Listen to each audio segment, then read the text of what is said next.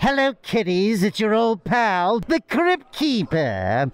And you're listening to Three Guys in a Flick. The good, the bad, and the gruesomely absurd.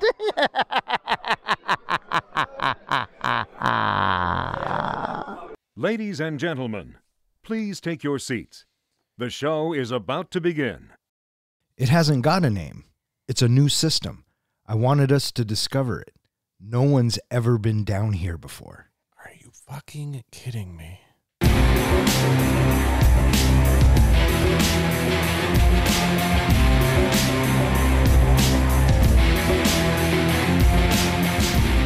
Welcome back. You are listening to Three Guys in a Flick. This is where we review the good, the bad, and the absurd.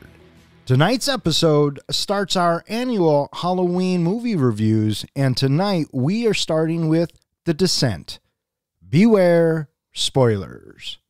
Coming to you from a deep, dark, wet hole underneath the Appalachian Mountains, my name is Don, and to my right we have our comic book guy, John. Are you sure we're in the right system? This is not what I read in the book. You'll just have to trust me. And to my left, we have the Professor Ken. Where's the professor? He was just here a second ago. I'm here. Oh, sure. Woo, buddy. I thought I saw something. I don't know what. Anyway. Hey, you know what? That is just your eyes playing tricks on you. It's the dark. It's nothing. We are perfectly fine down here. Supposedly coming down in caves causes hallucinations, so don't worry about it. Yeah. No, I'm perfectly good with it. Yeah, I'm fine. Yeah, good. Tonight we kick off our Halloween special, and we are going to talk about The Descent. The Descent was my pick, and we have been talking about watching and reviewing this movie probably since we started, really. When we decided to do the whole horror movie series, The Descent was definitely in conversations during that time. I personally really enjoyed it. I think it is one of the best horror movies in the last 20 years. And I watched it again last night, and I stand by that.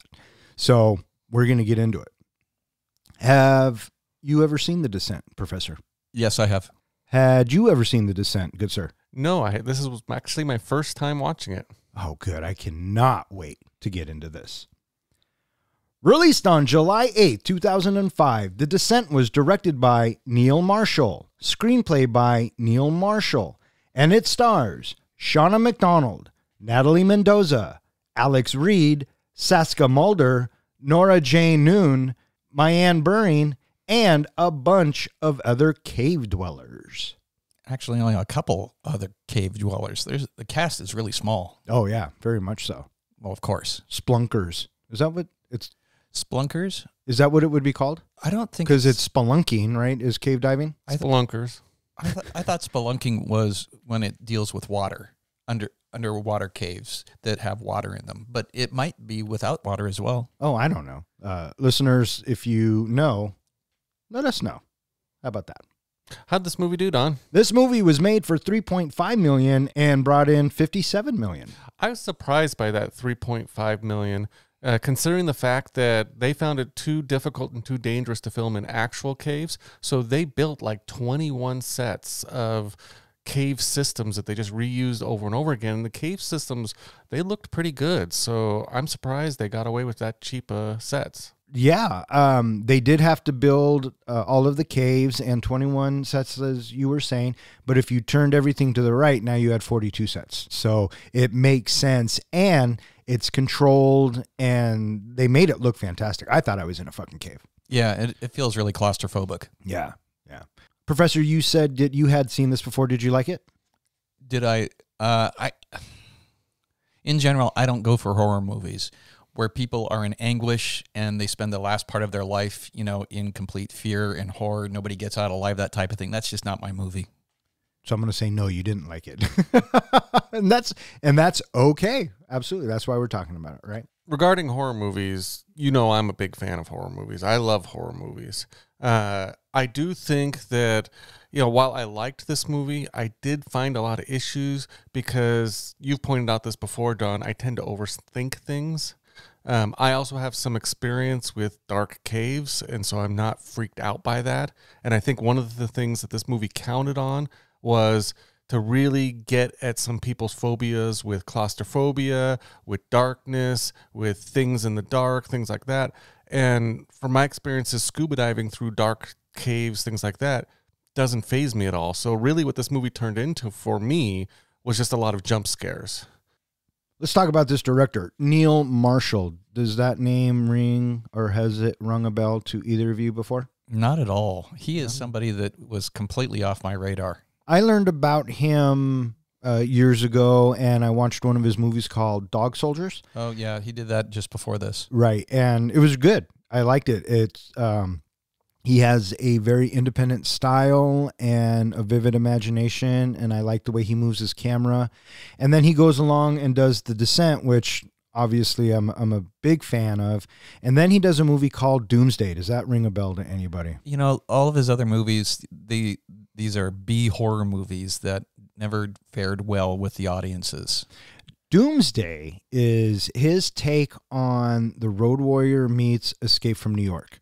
And it's a lot of fucking fun. And if anyone has the time or wants to check it out, Doomsday.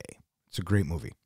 So I was a big fan of Neil Marshall, still am. Probably his biggest show that he's done for us that people can associate with is the remake of Hellboy.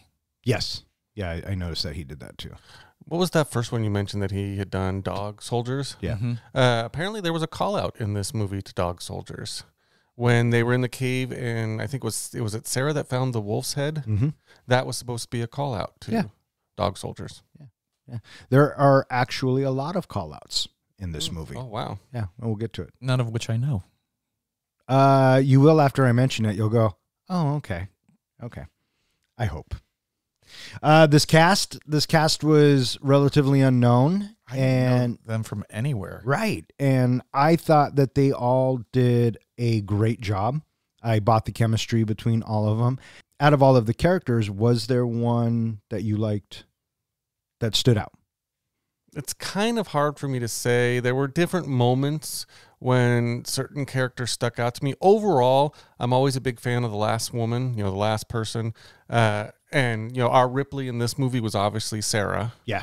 And I thought she did a great job of going from happy to wrecked to trying to get on with her life to pretty much having lost it by the end. Pretty much to destroyed. Yeah. So I thought she did a great job. I also liked the actress that played Juno. I thought she did a great job. Yeah, you kind of distrust Juno the moment you see her, right? Mm-hmm. When she gives that look to the husband. Yeah. To Sarah's husband. You right there, you're like, oh, something's going on. Yeah. I didn't catch that at all. What about you? But was there a character that... For the most part, Juno, only because she was somebody that I was able to view on the screen. The cast of characters are difficult to follow along with. The names are barely mentioned. Their outfits are similar. It would have been helpful to have a little bit more association for the characters because I was very unclear watching, wait, is this Sarah? No, this is Sarah. No, that's not Sarah. And so I had a difficult time with that. And Juno, she was the only one that I could kind of sort of follow along with because I could follow her. Anytime she was on the screen, I could go, okay, that's Juno. Oh, interesting. That was one of my issues too. Exactly what Professor was saying is I didn't feel like the other characters were built up enough for me to care about them more than thinking they're just going to be cave dweller chow. Oh, wow. Yeah. I didn't get that at all. What about you? I really liked Beth, who was Sarah's best friend, the one that Juno kills. She had short hair. Her name was Beth. The pre-med student or the soon-to-be doctor was Sam. And I knew, okay, we're in a horror movie. We're going cave dwelling. One of them happening to be a medical student. I don't care. It's fine. Her big sister, Rebecca, I thought was fun and kind of like the mother of the group. And then there was Holly. Holly was the daredevil, go get 'em friend of Juno. And I thought all of these women did a fantastic job in this. They all looked like they had played varsity sports. They all looked fit. I bought that they could go into this cave and go dwelling. At no time did I feel like we got the old stereotype of weak women who needed a man's help. I felt like they could all stand on their own. And I thought it was pretty empowering, this movie. I thought the fact that they didn't need any men in those caves. Yeah. Yeah, all of the characters definitely came across as strong. Yeah. What'd you guys think of the creepy crawlers? What'd you think of the character or the creature design and The creepers? Yeah. I dug the creepers. They looked really good. And I liked the roars, the screeches that they gave them. They didn't sound human unto something that we could recreate ourselves. Yeah. I thought the creepers or crawlers, whatever you want to call them, I thought the design was good and it was simple. I thought that them being blind and able to adapt to their environment was a good idea. I did wonder why fire never affected them. And I wondered why when they would shine the lights to see their faces, why it never affected them. But it didn't affect me so much that it took me out of it. I still thought they were fucking creepy. And I chalked it up to them being Daredevil, right? They see everything in silhouette through sound. So, you know, there's little things here and there, but overall as a design, I thought it was simple, very vampiristic maybe, but I really dug it. I dug these guys. I think for me, this is where I mentioned earlier, I started to overthink things. And I was really got into analyzing those critters. I really liked their echolocation thing. Reminded me very much of Predator and other, dolphins, things like that, they put out that sound and that was how they kind of helped find things. So that was something I liked. I did like their kind of white and design. And you're right, the Nosferatu type vampire look of them was obviously on purpose. Where my issue started to come in was when you think about it, these things are supposed to be very animalistic. They're supposed to be, cavemen who got trapped in caves for millions of years and evolved into whatever they are. That was the whole point behind them. Well, if you think about it, have you ever seen a lion attack a gazelle and then another gazelle runs by and the lion stops eating that gazelle to go after another gazelle? No, that doesn't happen. So why would they leave a fresh meal to go attack another meal? Who knows? Maybe that's just the way the creatures work. I thought of the exact same thing that you did about the fire. They're passing by the fire. They shouldn't be able to experience a lot of fire down there. So the heat, all of that probably would have startled them, had some reaction to it. But no, they just passed really close by that torch and no reaction. Another issue that I had with it was you brought the point that they're blind. But did you notice that every time we got a close-up of them, their eyes were darting around everywhere? Have you ever seen like how a blind person's eyes work? They don't dart around to point at whatever the sound's coming at. They usually stay looking forward. So it kind of bothered me that their eyes kept darting around like they were seeing something. Another issue I had was some of them, would sneak up and immediately bite or scratch or do something, yet others would just jump on the back and just hang on the back without biting or doing anything. So it was weird that they didn't keep doing the same actions. They didn't keep, or whatever. The story kept changing of how they attacked. And one of the other things, when people lose like their sense of eyesight, their hearing usually improves and their smelling usually improves. Their senses improve. They couldn't smell the women. They could walk right by the women, be within an inch, and can't smell that there's a woman in front of them. That just seemed weird to me. Their ear shape, when you think of evolution, their ears should have been bigger to be able to hear, so they should have more bat-like ears. They had pointed ears, but their ears were very small. So I thought, why would their ears be small if they rely on hearing to find things? So again, totally overthunk this. It was only a 90-minute movie, man. I know, but that's why I said, and I started to look at these creatures like, it just doesn't make sense to me, so I didn't find them intimidating really at all. Again, the jump scares, them jumping on, those were good, for typical jump scares, but I didn't really find them creepy. I just didn't find them believable. Do you do this to other horror movies? No. Sometimes I do overanalyze things, and yes, it's not... He doesn't find the crawlers believable, but Freddy's real. A guy that goes into dreams who can do whatever he wants. We've never seen something like that before, Freddy. Yeah, well... So I'll just say this. If that's what you were thinking, well, that sucks because that would take you out of it. You mentioned that claustrophobia is not a thing that bothers you, but does the idea of going through like a deep, dark cave, would that faze you? Well, first of all, I would never put myself in that situation. Mm-hmm. Why do I need to go through a cave? There are some things that, I will do in this world, and there's some things that I have no desire to do in this world. I don't mind scuba diving because when you fall in the water, you fall slowly.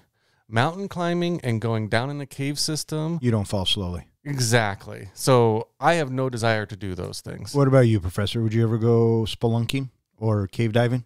Spelunking is something that I don't think that I would ever want to do necessarily if I have to have gear. I don't mind walking into caves, and I've done that a couple of times, like national park caves that's open to the public and there's a trail of people going in and out. I'm fine with that. But if I got to go crawling on my hands and knees and I need equipment with me, carabiners and such, no thanks. Not so much. Well, yeah. Just to let you guys know, in a week, I am leaving for Italy for a trip. And on this trip, we're going to something called the Blue Grotto. Have you ever heard of the Blue Grotto? Maybe. I don't know. I don't know. You basically you take a boat trip to the side of this big kind of mountainous hill with this little tiny cave, this little hole that you can only get into when the waves go far enough out, and they take you in a canoe that you basically have, or a rowboat that you have to lay down in just to get inside this cave system. So if I don't come back, I am dweller poop. Is it trivia time? Why, yes, Don, I believe it would be trivia time. In our continuing pursuit to crown the master of movie trivia, I have prepared a series of questions related to the movie we are reviewing this episode. Please wait until I finish each question before answering. Don, what extreme sport are Sarah, Juno, and Beth engaged in at the beginning of the movie? Whitewater river rafting. I'll give that to both of you. What is the name of Sarah's daughter? Jessica. Should I say was her daughter? That's fucked up. Which two characters are sisters? Sam and Rebecca. Sam and Rebecca. What's the name of the caverns the characters are supposed to be exploring? Bohemian?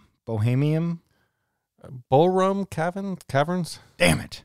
That was close. You're close. That was close. Which character gets stuck in the narrow passage? All of them. No. There's one that got stuck. Oh. Rebecca? Sarah. It was Sarah. Remember, they had to go back and try to unhook her. Who goes back? Was that Juno. Holly? Huh? Juno. Beth Beth goes okay. back after. Who falls down a steep hole in the cave and breaks her leg while running towards what she thinks is daylight? Holly. Holly is correct. Oh, that fucking bone protruding. Nasty. The fact that she had to push it back. I know. I love that. And you fucking didn't like this movie. Go on. No, I didn't say I didn't like just this shut movie. up. Go on. I know you didn't I say just it. Go overthought on. it. What sense do the crawlers lack? All of them? Sight. According to you? Go on. Well, good taste. Feeling? A conscience? Yeah. I do have to admit, I'm like them in that I like my meat raw. Oh. Rare. And wiggling? Raw and wiggling. Is it that time yet? I was just seeing if anyone would pick up on that. Oh, okay. And the final question. What does it say on Juno's pendant? It's something about each day. Love each day? Love each day. Congratulations, Don. Thank you. Which also happened to be Sarah's husband's motto, which is how you put the two and two together. Well, it's one of the ways, yes. That was absolutely. his motto? Yeah, apparently that's what they listed as he quoted that as his motto. Did he say that in the movie? No, he doesn't say it. I wouldn't call it his motto, but he has said that to Sarah a number of times, and then Sarah says it, and all the girls look at her and go, what? And he goes, she says it's something that Paul used to say, and that's when Juno kind of clutches her big leaf. I didn't catch that either. Yeah. Well, I think, Don, you have won this round, so that actually may put you in the lead finally. Finally. Fuck, it's only been like 8 months.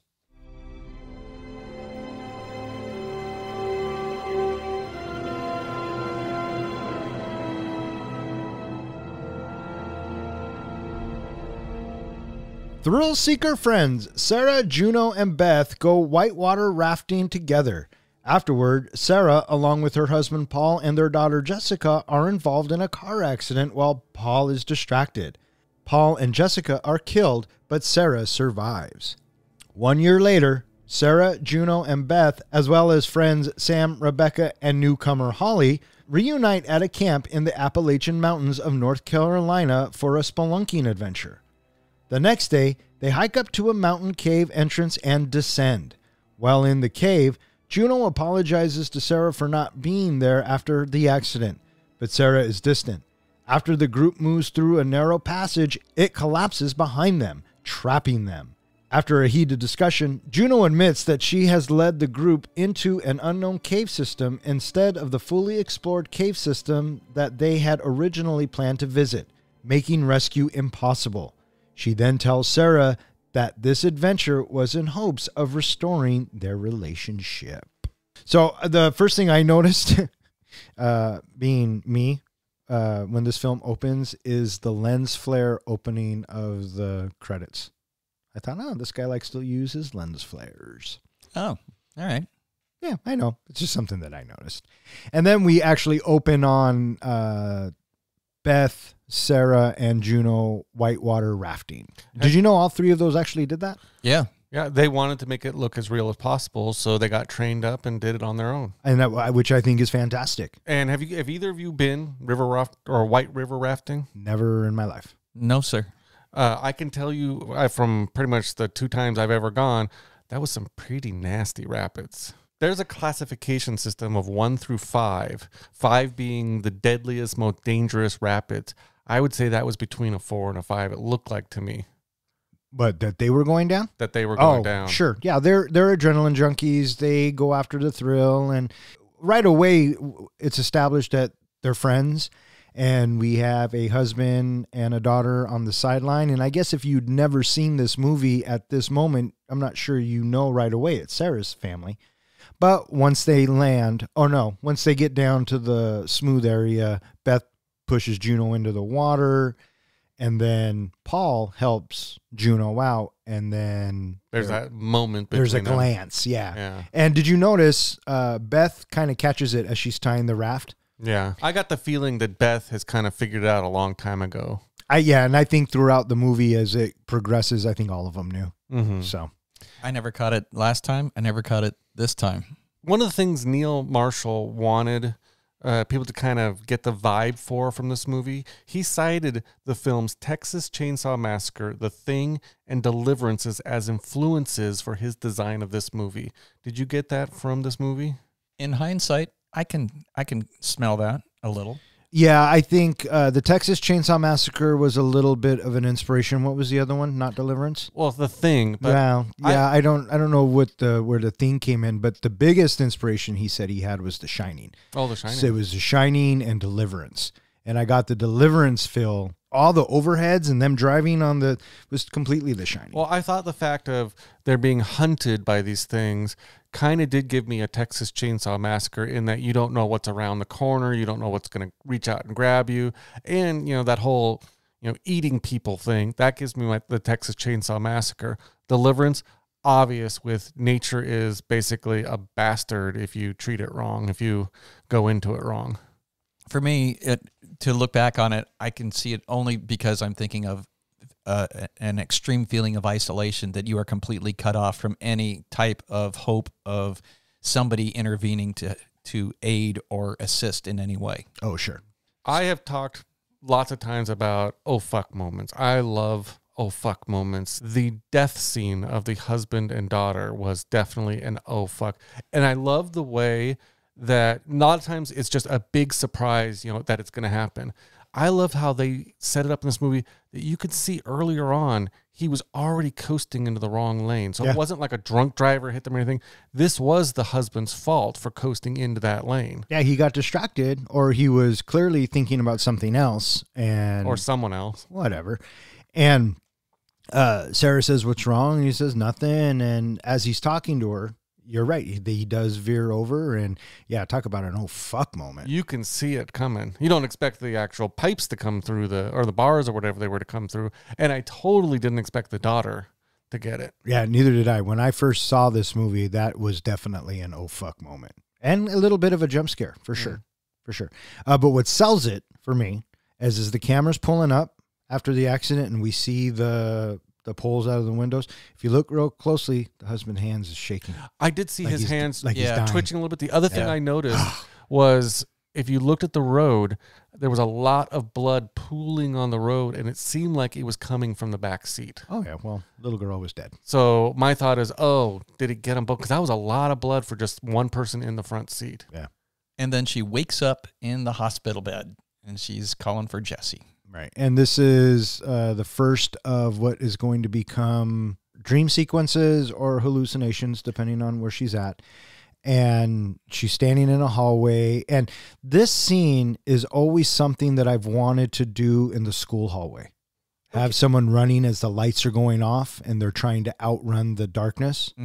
It's very effective. Doesn't go anywhere, but it's very effective. One fan theory on the internet, and I know, Don, you love fan theories, but this is actually something that the director said he didn't disagree with, that it was a possibility up until the point where they released the sequel, which was originally when they filmed this scene in the hospital during the dream sequence, she was going to see a silhouette, just really brief, really quick, of one of the cave dwellers, which was going to lead to an idea, and that for wanting people to have theories that the entire thing that happened down in the cave system was all a hallucination by Sarah, that she went crazy and killed all the women herself.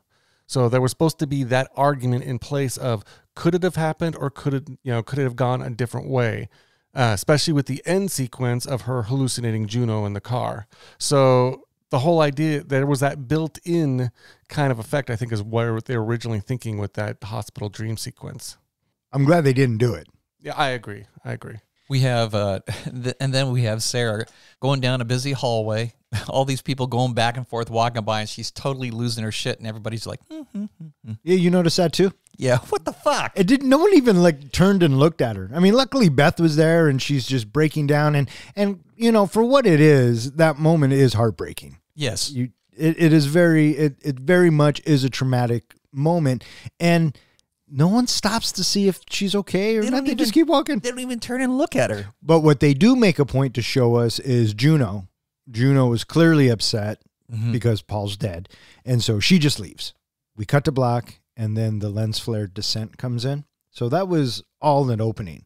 That whole bit with the dead husband and the affair plot line, all of that gets set up to us before the credits are even done rolling. A year later, we're driving in Appalachia, USA, and there is a banjo song playing, which is a call out to Deliverance. But it is Beth and Sarah heading up the mountain to meet their friends. The rest of the gang. And I like how Beth is like, you know what? We don't have to do this. We can do whatever you want. And Sarah's like, yeah, you're right. We don't have to do this, but I'm not going to be the one to tell Juno. We get up to the mountains. They all meet. What did you guys think of the introduction of all of our characters? It went pretty fast. You know, it's an evening of drinking and getting to know each other, but I couldn't really connect with any of them, you know, to figure out the personalities necessarily. And I'm trying to keep track of the names, and it just went by too fast. But I get it, because we got to get down to the cave. Right.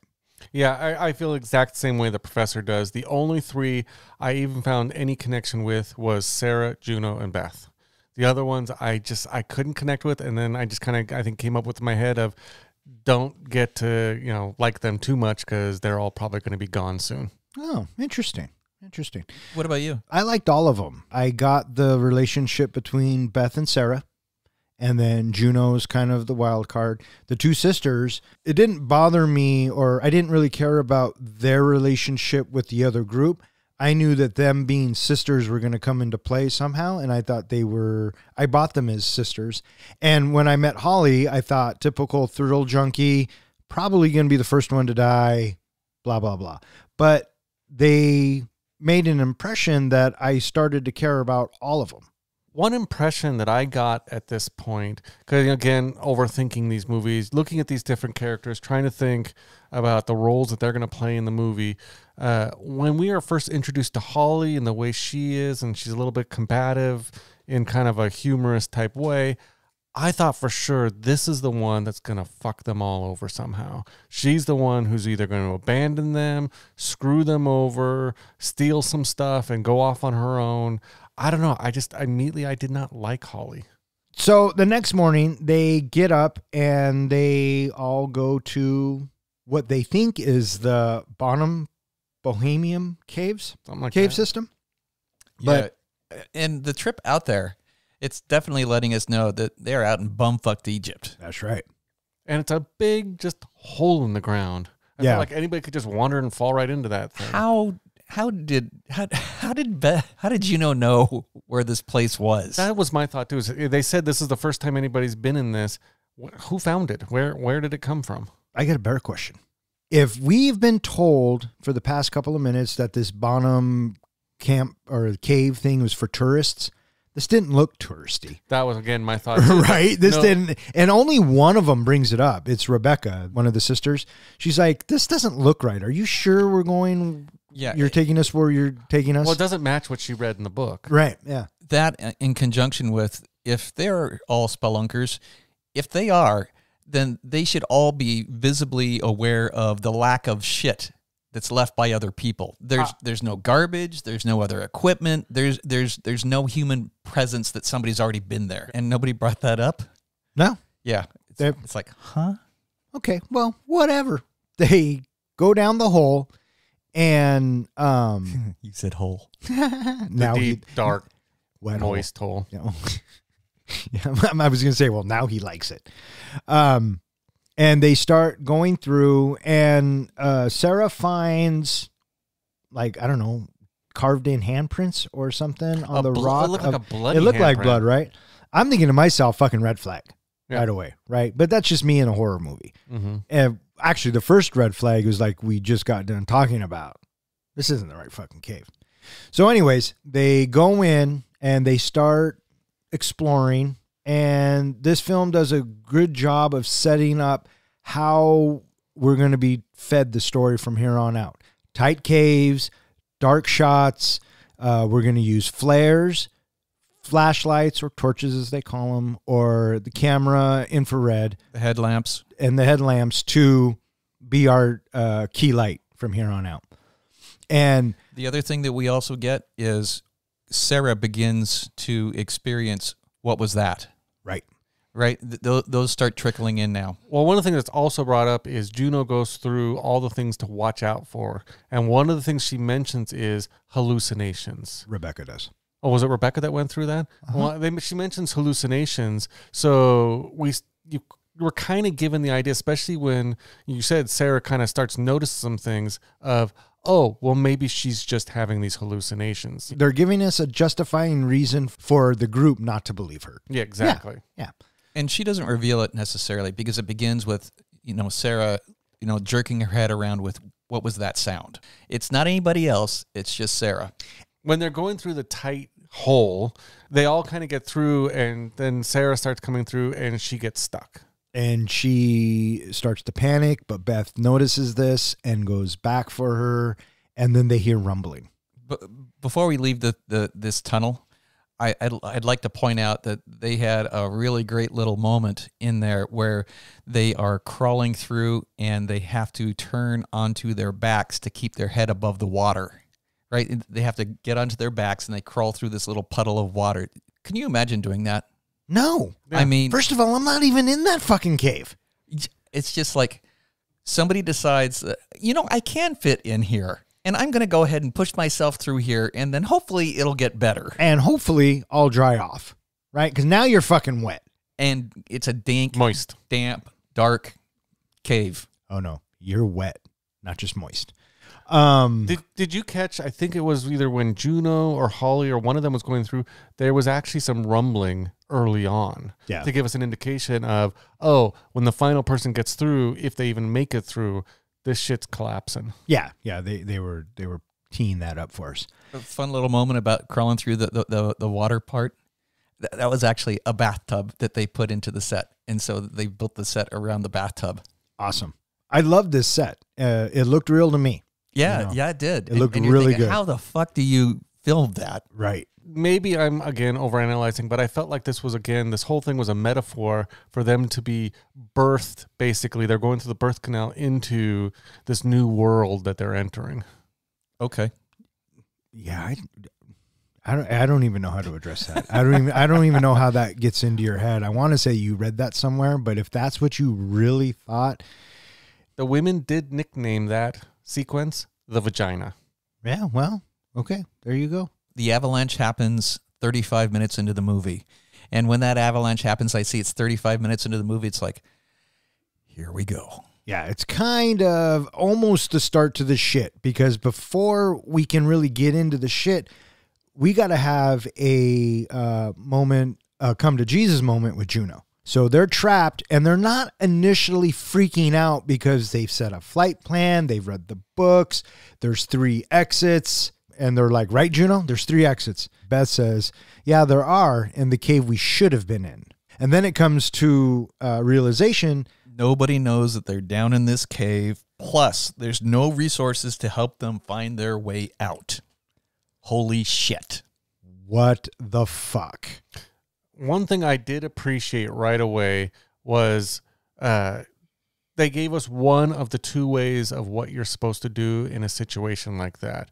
Which the one way, did you catch Juno with the lighter? Yeah, looking for the wind tunnel. She's following the wind to figure out, possibly another exit. Do you know the other way of what you're supposed to do? No. Well, typically the way these caves are carved out is either by rushing water or glaciers. Glaciers usually cut through these things and create these cave systems. So what really we're seeing in this movie is so much water means that if the water is coming in, the water has to be exiting. Otherwise, that whole thing would be flooded. So the other way out of these cave systems is to follow the water. And so, yeah, they are in the wrong cave. They're all pissed off at Juno. And she's like, hey, I did this for us. I wanted to name this together. And they're like, fuck you, bitch. You did this for your ego. That's right. Yeah. And so now I'm thinking they are fucked. They are in the shit.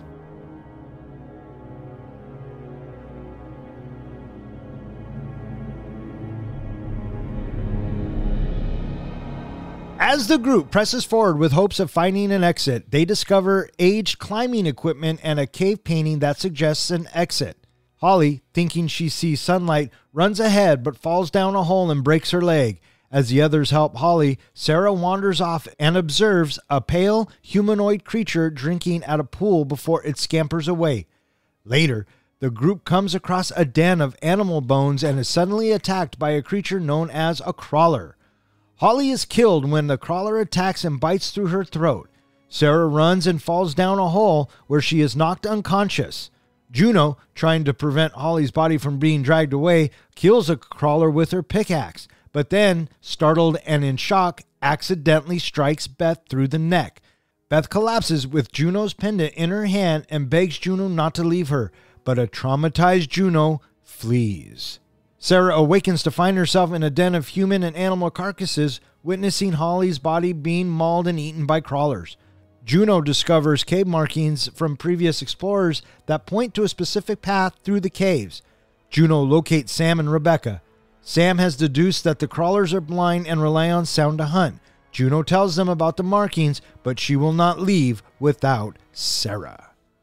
It's during this momentary time where they're hacking out what they're going to try to do that we have Sarah flashing her flashlight, and we get to see a silhouette sort of person up in the rocks, and it doesn't move, and she takes the flashlight back to that just a moment later to see that shadow silhouette is no longer there. Oh, shit. What I noticed about this movie is it does that a couple times. It'll move the camera and the light just fast enough to where you think, did I just see that? And then sometimes it'll hold just a little bit longer where you're thinking, as the audience member, oh, these guys are fucked. I thought they did a really good job with that. Agreed. They find their way to a ravine, and Rebecca has to work her way across. What'd you guys think of this whole bit? A big old nope from me. Well, yeah, no shit. Did you find this tense at all? Very much tense, but my first thought, and again, they kind of gave the indication of going down was too deep, and I'm guessing the ropes weren't long enough.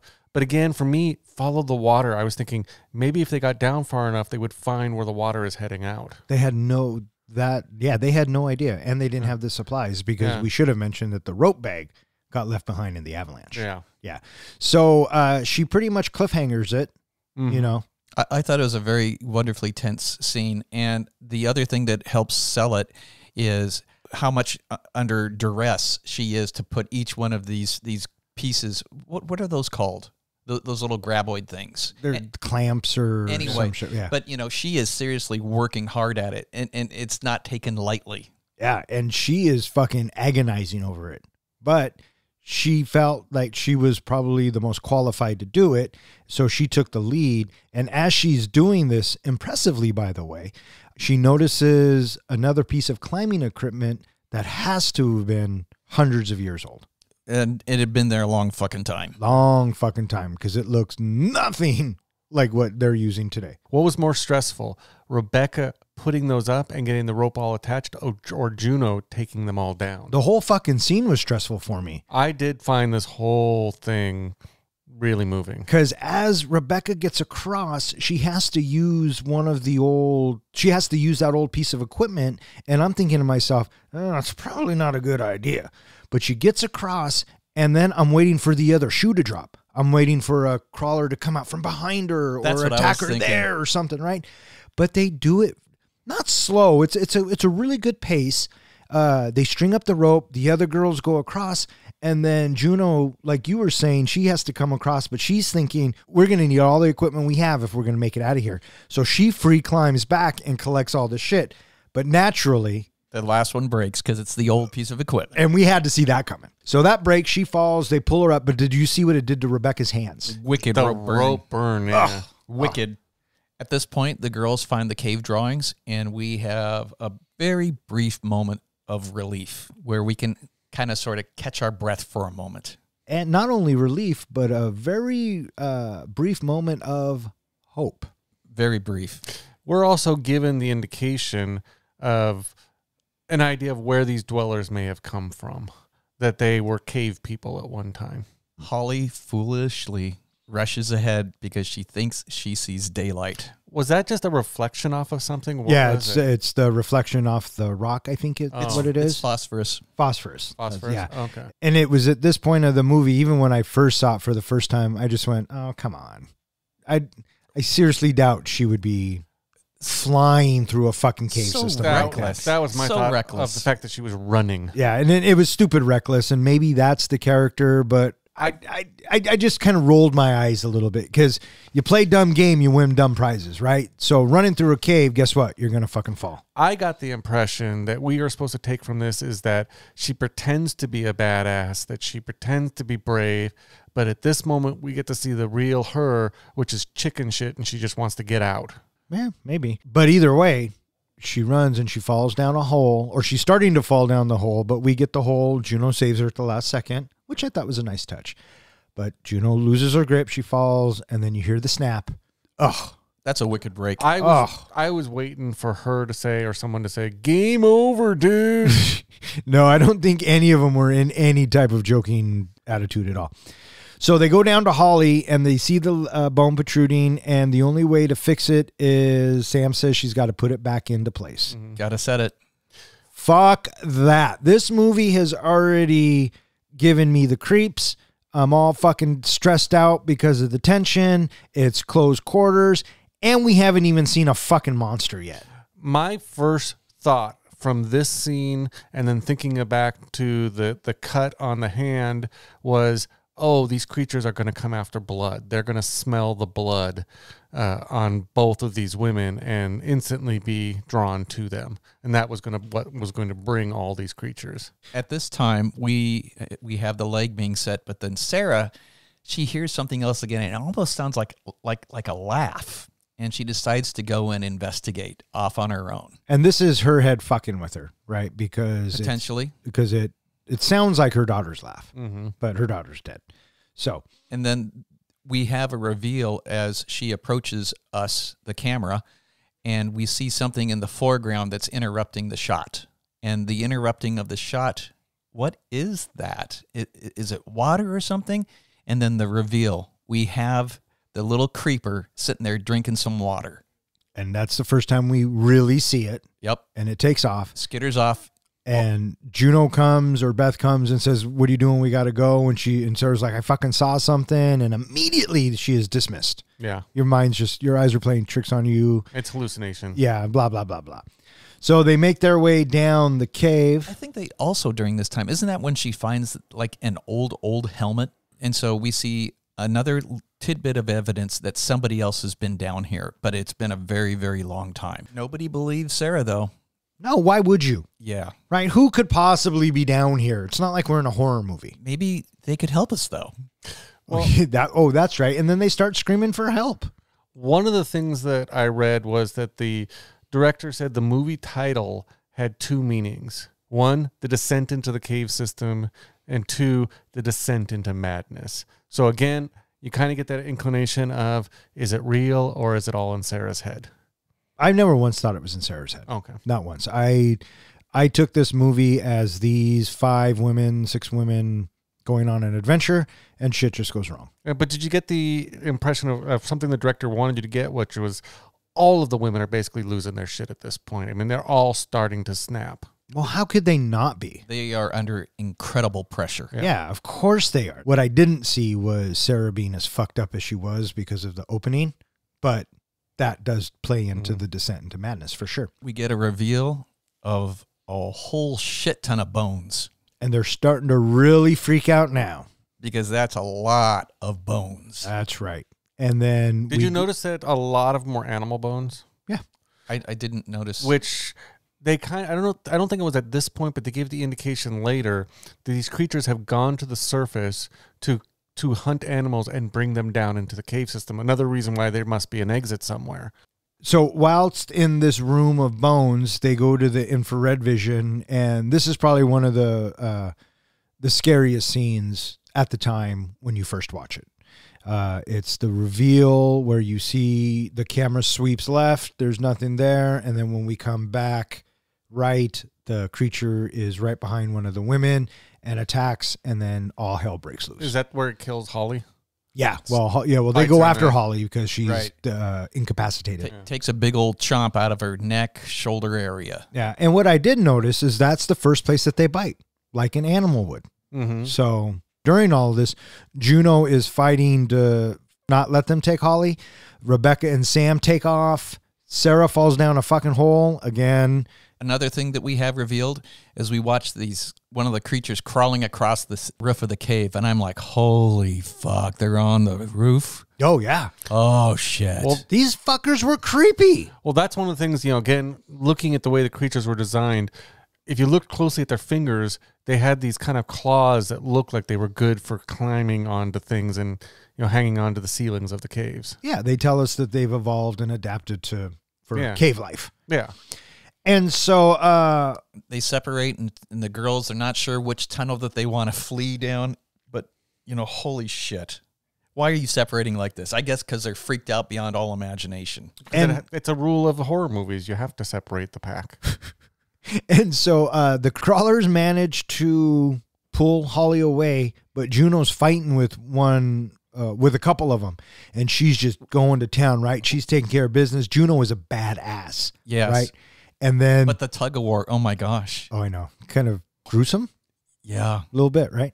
Did you get the feeling like it's the same kind of tug of war you'd have with your dog with a shoe or a rope?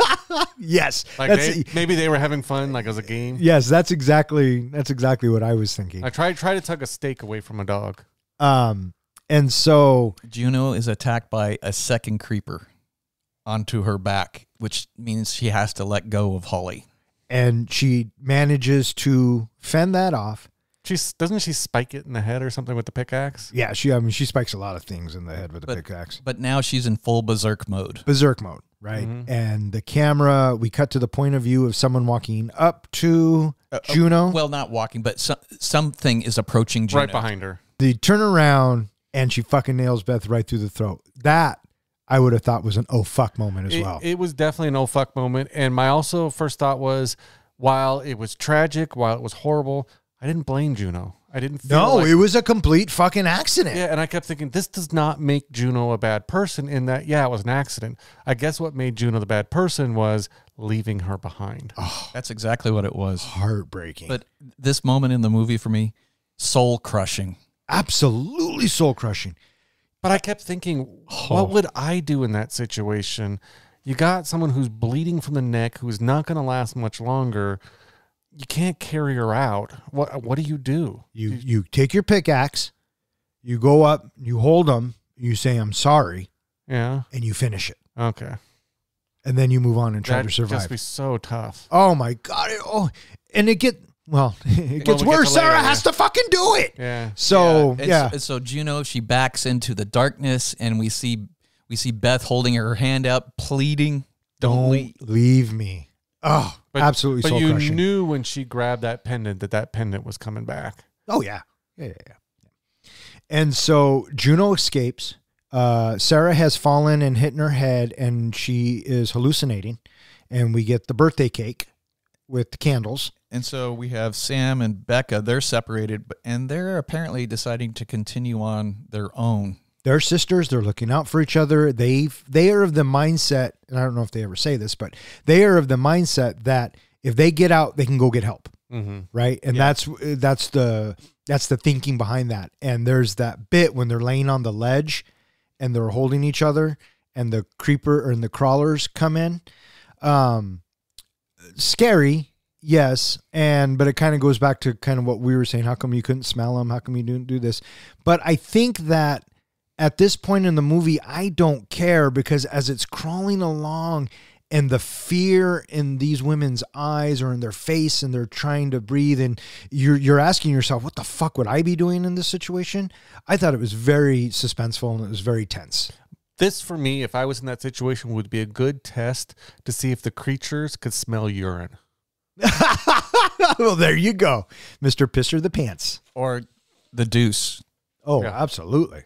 Absolutely. Sarah, in the meantime, she wakes up from her fall, and she starts using the camera, and she looks at that vast collection of bones that are all over the place. And then suddenly Holly's thrown down into the hole, and it's mealtime. What'd you guys think of that bit? Awful.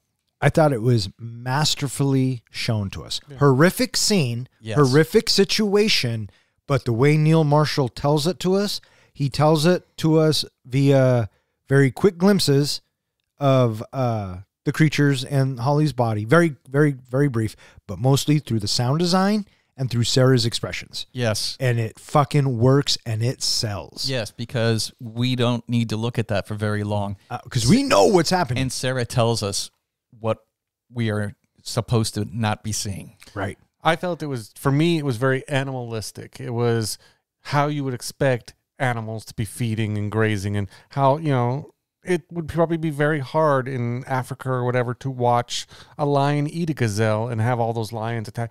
It just felt very similar to me.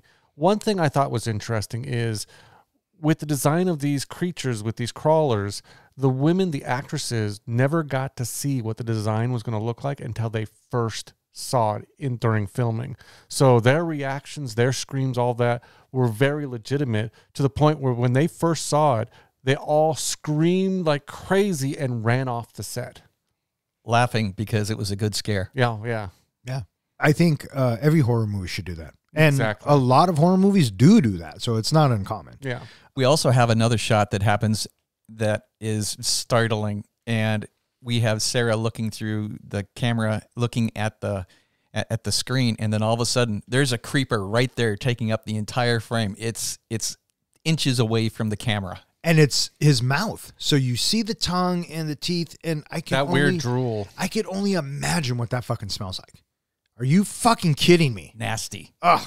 In the meantime, Juno finds Sam and Rebecca, and this is where we learn that Sam has deduced that these creatures are blind. They're pretty much hunting you by sound.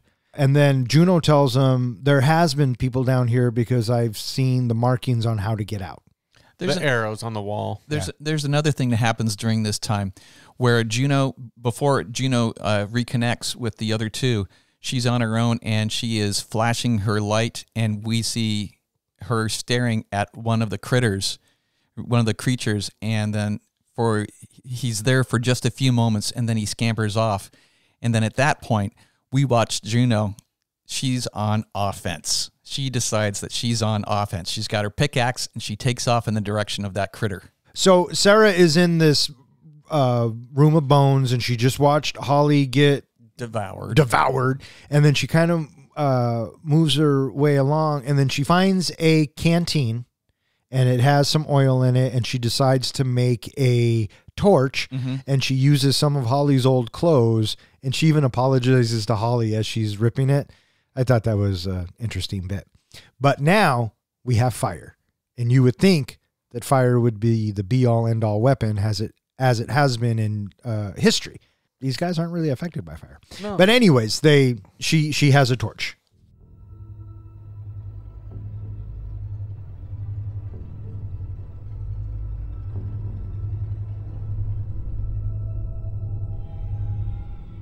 Meanwhile, Sarah encounters Beth, who tells her that Juno wounded her, then abandoned her. Beth gives Juno's pendant to Sarah, telling her it was a gift from Paul. And Sarah realizes that Juno and Paul had an affair before his death. Beth begs Sarah to euthanize her, which Sarah reluctantly does by bashing her head in with a rock. Sarah then encounters several crawlers and manages to kill them all, falling into a blood-filled pond in the process and emerging covered in blood. Elsewhere, Juno, Sam, and Rebecca are pursued by a large group of crawlers. They reach a chasm, and Sam tries to climb across, but a crawler scaling the ceiling attacks and rips her throat out. Sam stabs it before bleeding to death in front of Juno and Rebecca. Rebecca is then dragged away and eaten alive as Juno escapes. Juno encounters Sarah and lies to her about seeing Beth die. After defeating a group of crawlers close to the exit, Sarah confronts Juno, revealing the pendant and her knowledge of Beth's fate and the affair with Paul. Sarah then strikes Juno in the leg with a pickaxe and leaves her to die as a swarm of crawlers approaches. Juno is last heard screaming as Sarah escapes. Sarah falls down a hole and is knocked unconscious again. So Sarah is making her way, and Beth sticks her hand up. That make you jump? No. Made me jump. I think it made me jump too. Made me jump.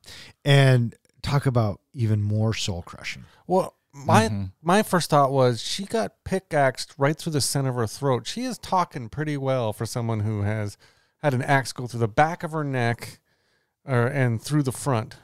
That's what you thought? Yeah, I didn't expect her to have any voice whatsoever. Oh, but it was very soft, and I couldn't have heard it. I had the captions on. That's the only reason why I knew she was talking. But I see what you're saying.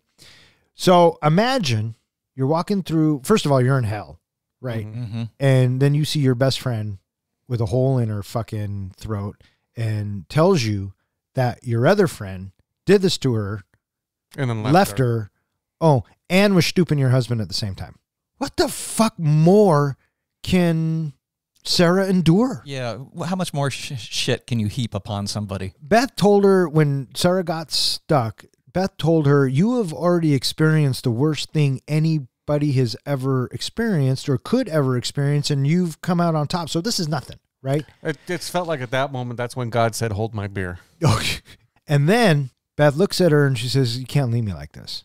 And that's kind of like what we were talking about earlier. And so so Sarah has to do the unthinkable. So if that was Ken or me, would you be able to crush our heads with a rock? Yes, because I wouldn't want you to suffer. I guess my question is, would you say close your eyes, or would you just do it right away? This was the perfect moment for a little addition of kind of like a call out to Monty Python with, bashing the head. She starts to move away and you hear, I'm not dead yet. Yes, this was a perfect moment for that. Have to do it like 2 or 3 times. Yeah, and while we're at it, let's just throw in some Benny Hill music. You hear that rock come down and she's like, you hit me in the shoulder. All right, I'm done with you both.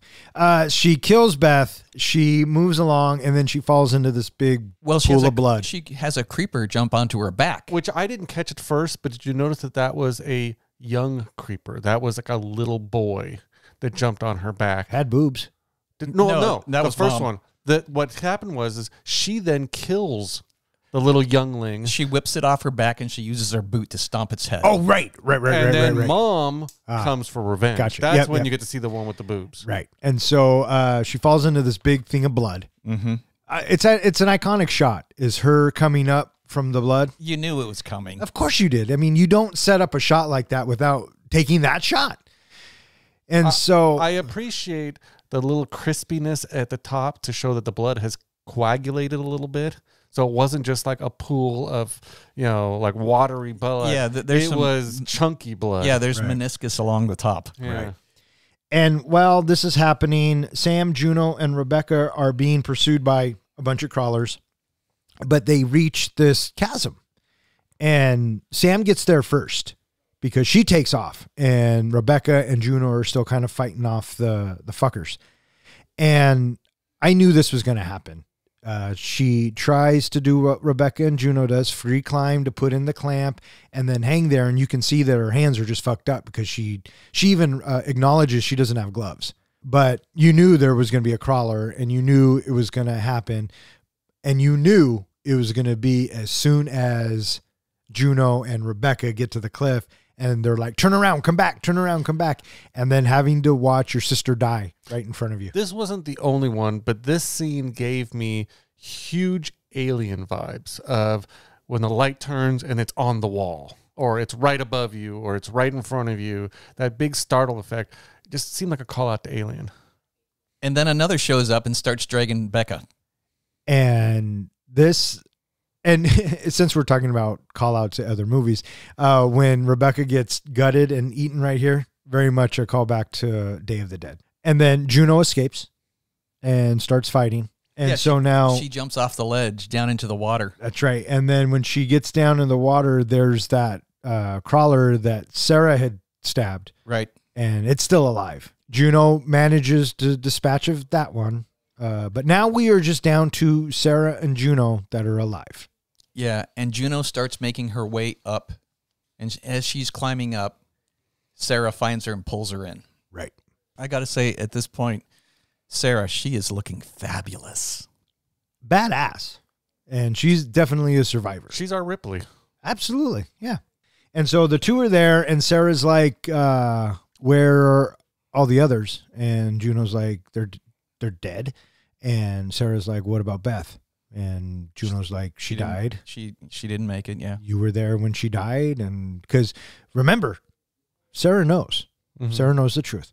It looks like that maybe they might face off against each other, but then screeches pull them back to, we got to move. Right. And so they have their kind of final battle with these We see a couple of creatures. arrows on the wall now. It's like, okay, we could be getting closer because now we have some arrows. And then all of a sudden, it's a showdown time because they come to an opening and there are 3 creepers sitting there blocking their way. And so it's on. It's on like Donkey Kong. Sarah and Juno dispatch of these creepers. Holy shit. In the most raw, savage, brutal way. They just don't give a fuck. The thumbs to the eyes. It is brutally raw. It seems to me that these creatures are best when you don't see them coming, but when they're in front of you, they take them out, no problem. Yeah. Yeah. But just because they can climb on walls and are an evolutionary marvel doesn't mean that they're strong. Yeah, that's what was my thought, is they're probably not very strong. They have the weakness of they can't see what's in front of them. And they're probably just, they haven't dealt with things like that. I think this was another oh shit, oh fuck moment that I didn't see coming, but it's kind of satisfying. Kind of. Juno and Sarah are standing in front of each other. How they are so well lit. It is bright now. Sarah is like completely illuminated all the way around her. Is that coming from the exit? That's what I was wondering. I don't know. That and the torches. I think there was another torch that they lit. Anyway, it was very well lit. She is easy to see in all of her glory. Well, you got to be able to see the main character. And she confronts Juno, holds out the medallion, The necklace, yep. and not a whole lot of words are spoken. But it's obvious Juno knows. It's obvious that they both know that they both know. And Sarah lifts her arm. Well, she starts to, but then there's a creeper that screeches, and that momentarily distracts Juno, and Juno looks away. And then Sarah comes down and pickaxes Juno in the knee. Sarah's like, fuck this bitch. I'm leaving her here. And she makes for the exit. This was a part, I don't know why it bothered me. Maybe I just didn't take into account that, everything, Sarah's been through and that maybe she is now pretty much mentally unstable. But did it bother you at all what she did to Juno? No, because... Did Juno deserve to die, basically, was my question. No, I don't know if anybody deserves to die, but in this situation, she didn't necessarily kill Juno.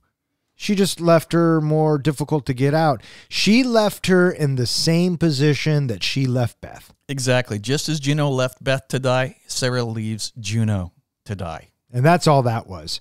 It just so happens that the affair was even more reason to plunge that fucking pickaxe through her knee. Yeah. Like I said before, I didn't blame Juno for accidentally killing Beth or basically putting the spike through the pickaxe through Beth's neck. Leaving her, shitty thing to do. Having an affair, really shitty thing to do. But pickaxing her through the legs so that she will basically just be, eaten to death, be tortured and killed in that way, it took Sarah down a notch in my mind. I almost wanted to see her be a little more noble, then knock the shit out of her once they get all above. But given the circumstances of how much she has endured. That was my thought, is that maybe she's just been pushed over the edge. And Sarah has a better chance of escaping by herself while the crawlers are busy with Juno. Yeah. So it was a diversion. And so the last thing we hear from Juno is screaming. So we're assuming that the crawlers have made it to her. And shockingly, Sarah falls down yet another fucking hole and is knocked unconscious.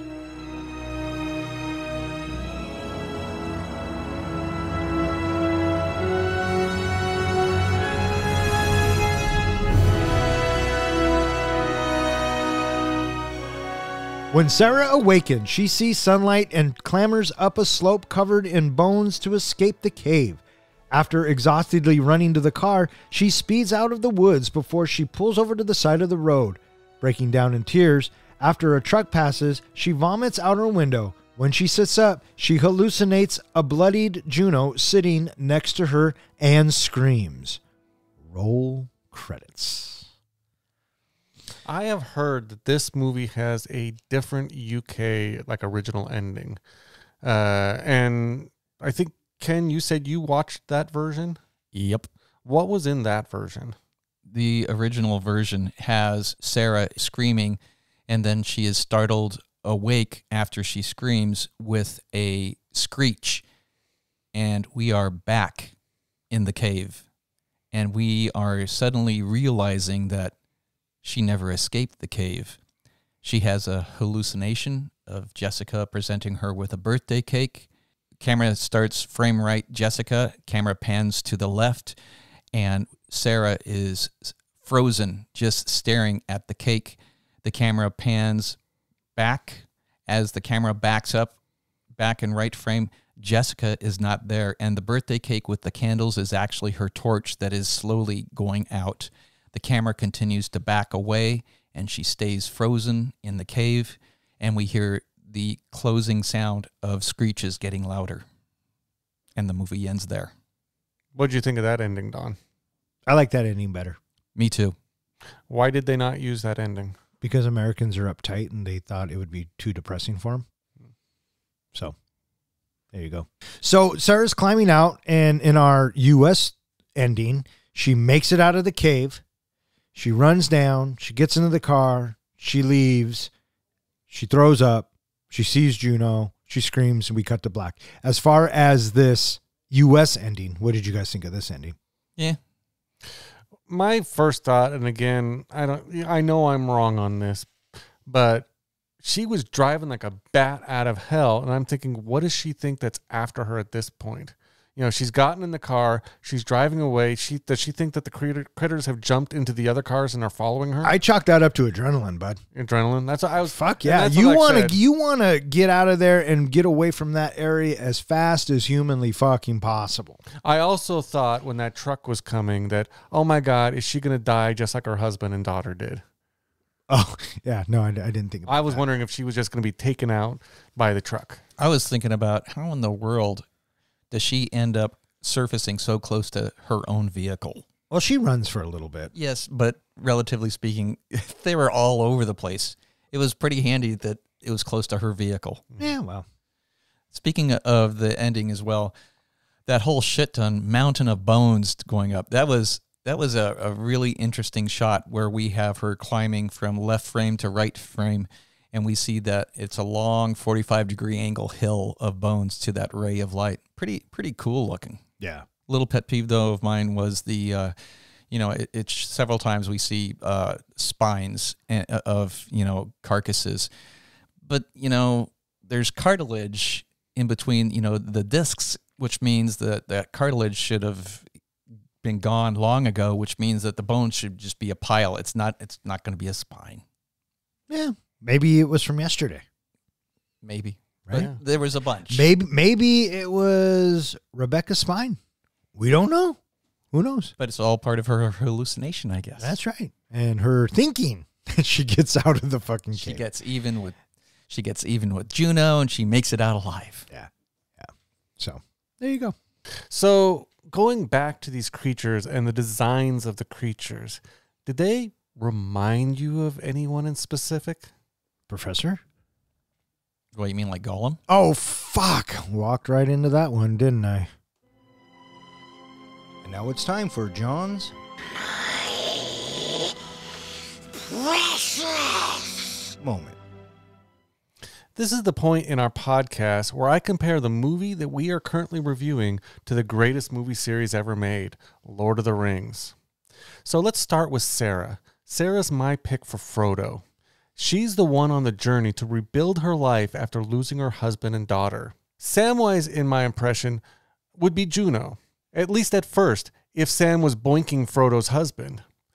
Even though Juno is basically pretty shitty to Sarah, she also is protective and appears to care about her. She's the one who tries to help Sarah make progress on her journey. Juno is also the leader of the group, which also gives her an Aragorn quality. Beth, in my mind, is also a bit of a Samwise in that she's always there to comfort Sarah and to help Sarah, especially through like when she was stuck in the cave and other situations. So in this movie, I would give both those characters kind of the Sam idea. Holly Mills was overly gung-ho and gave the impression to me that she was eager to prove herself. She was also a bit gruff and not great with social awareness. So for me, she gave off Gimli vibes. Regarding Sam and Rebecca, the two sisters, their sibling issues reminded me a little bit of Boromir and Faramir. They also had a bit of Merry and Pippin to them, as they were useful to the story, but basically just side characters. That would make our fellowship Sarah, Juno, Beth, Holly, Sam, and Rebecca. Gollum, of course, would be all the cave dwellers. They were all just looking for their precious, which to them was food. Since there really wasn't any specific big bad leading the dwellers, besides hunger, this isn't really a Saruman the White or Sauron type case for comparison. The closest thing I had to Sauron, again, as like I said, was the hunger that drives the dwellers. So what is the precious? What is the One Ring in Descent? The best analogy or comparison to the One Ring that I could come up with was the cave itself. Escape from the cave was basically like Frodo and Sam and Gollum destroying the ring at Mount Doom. That was the freeing effect that allowed Sarah to get on her way and to go into whatever goes into the sequel. So there you have it, my comparison of the Descent to Lord of the Rings. Bring on the grades. What was the precious? The precious was the cave itself. Basically, at first when they went into the cave, they were all excited. It was a new adventure. It was something really cool. Turned into a shit show, and basically escaping the cave system was like destroying that whole effect. I can see that. Me too. I'm going to give you a C+. I thought Beth was much more of a Sam than... I don't think Juno was a Sam at all, even though she was trying to protect Sarah, she was doing that. She's more of an for- Aragorn, I think, if Aragorn had a dark side. I would have said Boromir because she's a fucking shit, right? Now, Boromir redeems himself, and I guess you'll have to watch the sequel. But C+. C+ for me. What you got, bud? I'm going back and forth, but I think I'm going to lean more towards, maybe I'll give it a B-. And that was John's precious moment. All right. What do you guys think? You guys ready to rate this flick? I'm ready to rate this flick. Hey, John, you ready to rate this flick? You don't have to jump on my back and bite my neck to show me a good time. I like that one. That was a good one. Professor, how do we do our ratings? We do our ratings on a scale of 1 to 5 fucks. 5 fucks is a movie that we think is cinematic gold. Anytime somebody says, hey, you want to watch The Descent? Fuck yeah, I do. A 1 fuck movie is a movie where you see it, it's one and done. You've seen it, and you know you're never going to watch it again. And what's a 0? A 0 fuck movie is a movie where you get done watching it, and you're like, oh, for shit's sake, what the hell? Who made me watch this? Why would you make me watch this? I want 1 hour and 39 minutes of my life back. Or in other words, we just don't give a fuck. All right, my movie. I'll go first. You go first. I was really impressed with The Descent when I saw it way back when. I didn't get to see it in the theater. I'm sure I watched it on Blu-ray. And I was amazed how simple the story really was. They built the entire cave system. The shots were fantastic. I really enjoyed the creatures. This, like I said earlier, was probably one of the best horror films in the last 20 years, in my humble opinion. And we all know how humble my opinion is. I thought that the cast did great. I thought the sets were fantastic. The score was creepy. It kept me on the edge of my seat. I'm okay with the U.S. ending. I like the original ending much better. I am giving The Descent 4.5 fucks. All right, John, what do you think? You or me? I'm ready to stick myself in that deep, dark, moist hole. All right. But before I do, Don, you got it right last week. You're back on track. Do you want to guess my rating for this week? Sure. I was surprised, to say the least, on your thoughts of this movie, and I didn't really see that coming. So because of all of that, I think you are going to give The Descent 3 fucks. 3 fucks, your final answer. Yep. Okay. The Descent is meant to be a horror movie that will keep you on the edge of your seat. If you are bothered by dark, tight constraints, this movie takes that creep factor up to 11. One of the highlights of The Descent is the intense and suspenseful atmosphere. The tight and dark cave setting creates a sense of claustrophobia and adds to the overall tension. I appreciate how they effectively used lighting and sounds to enhance the feeling of being trapped underground, creating an immersive experience. The characters in the film, in my opinion, are a bit underdeveloped. I had a hard time remembering who was who, and honestly not caring about their names or backstories, except for Sarah and Juno. Shauna McDonald delivered a strong performance as the lead character, Sarah, who goes from strong to wrecked to strong again, taking us on a physically and emotional roller coaster. The connection between the female characters does add some depth to the story, making their struggles more relatable. The horror elements in The Descent are mainly gruesome and intense scenes. The creatures are creepy as fuck and add an extra level of horror to the story. The film does a great job of building suspense, but in my opinion, if you aren't fazed by dark, tight quarters, the movie just turns into a lot of jump scares. However, The Descent does have a few shortcomings. The pacing feels uneven at times, with a slower first half, and throughout the movie I kept asking why. Why they make choices they do, why the creatures act the way they do, why they evolved the way they did, and so on. I overthought things, and it took me out of the movie. And while I appreciate the way they use sounds to heighten the tension, the use of the quick cut close-up camera work I found more of an annoyance. Overall, The Descent is a decent horror film that delivers on quick shock elements, creepy monsters, and gruesome deaths. It offers a unique and terrifying storyline involving being trapped underground in dark, tight places. While it may not be perfect, at least in my opinion, it's definitely should be added to as a must-watch for horror enthusiasts who enjoy tense and claustrophobic thrillers. So for those reasons, I'm giving Descent 3 solid fucks. 3 fucks from the comic book guy. What about you there, tough guy? You ready? Yeah, I can go. But before I go, I just wanted to let you know that your batting average, you are currently a 766 batting average. 766, so is that 76%? Yep. Yeah. That's pretty good. Yeah, that's fucking shitty. That's pretty good. That's pretty good. Yeah.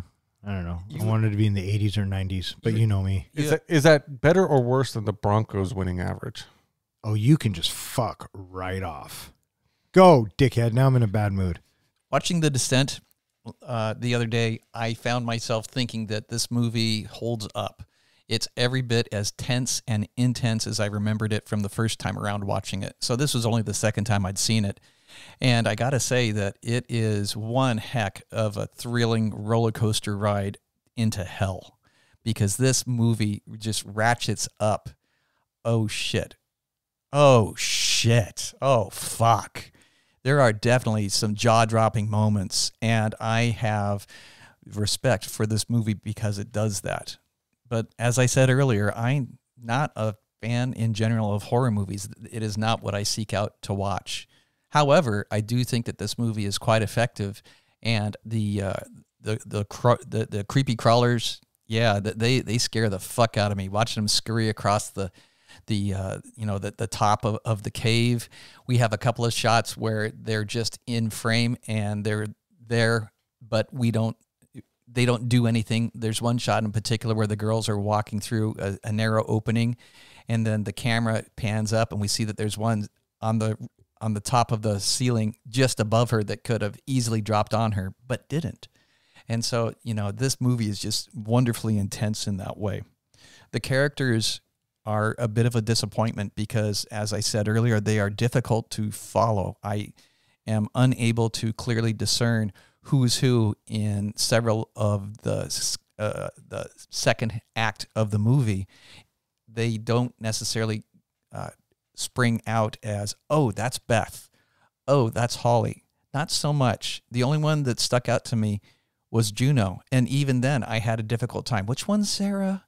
And so that is a little crestfallen for me, that it is difficult to watch like that. However, even though it is a bit of a challenge to watch, the original ending is just such, I think, a magnificent reveal that the whole third act that we get is just in her imagination. And, oh, fuck. Wow. So even though, like I said, I'm not a big fan, I think this movie is a solid 4.25 fucks. 4.25 fucks from the professor, 3 fucks from the comic book guy, 4.5 fucks from yours truly. That gives The Descent an average of 3.9 fucks, which puts it in the 12th spot with Moonrise Kingdom and The Suicide Squad. It is slightly better than True Lies, Silver Linings Playbook, Planes, Trains, and Automobiles, and Rambo First Blood Part 2. And slightly worse than The Batman, Clerks 2, Edge of Tomorrow, Zombieland, and Dodgeball. All right, that is going to wrap it up for this episode of Three Guys in a Flick. If you would like to know which movie we are going to be reviewing next, please check out the website. Speaking of which, hey, John, where can they find us? Well, they can find us at www.threeguysinaflick.com, where we just post anything we can think of, including our podcasts, blog posts, our initial thoughts. There's also a form on there where you can submit what you would like to see us review next. You can find us at all of social media and any place that hosts podcasts. All right. I just want to thank Zach, Ronnie, and Jill for always listening. Keep on listening. Thanks, Zach. Thanks, Ronnie. Thanks, Jill. And I want to thank everyone else who listens to us and who has suggested a movie. If you keep listening, we'll keep recording. For Three Guys in a Flick, I'm Don. I'm John. And I'm Ken. Thanks for listening.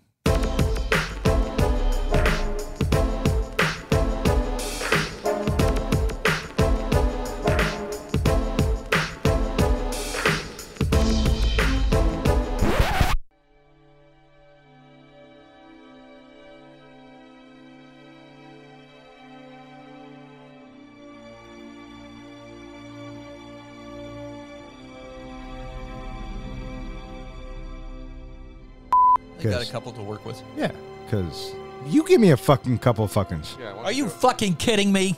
That's more of an innuendo, and you know it. And by suggesting moist, you want to get under people's skins because you know that's a Trigger word? Yeah.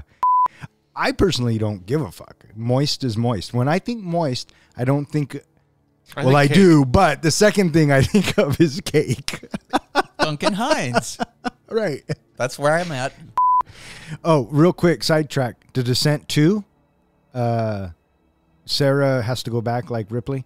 Anyways, long story short, they fall into this thing of water, and it is shit. We get to see one of the dwellers come over and take a shit into the... Oh, nice. It's fucking dumb. Go on.